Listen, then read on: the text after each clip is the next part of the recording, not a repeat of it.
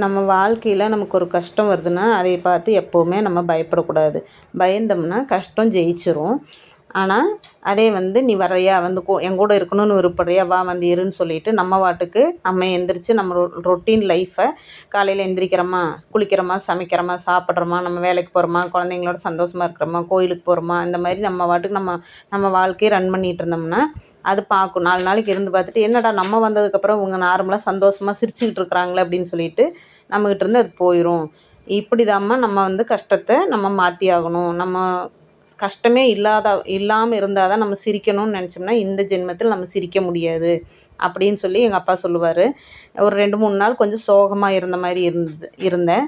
அப்போ தான் அப்பா பார்த்துட்டு இப்படி இருக்காதம்மா, எப்போவும் சந்தோஷமாக இரும்மா, உனக்கு கஷ்டம் வருதுன்னா அந்த கஷ்டம் வர்றதுக்கு முன்னாடி நீ நல்லா சந்தோஷமாக இருந்தீன்னா மட்டும்தான் அது நம்மக்கிட்ட வராமல் இருக்கும். இல்லைன்னா அது நல்ல இடமா இருக்குதுன்ட்டு நல்லா உட்காந்துக்கும் அப்படின்னு சொல்லுவாங்க.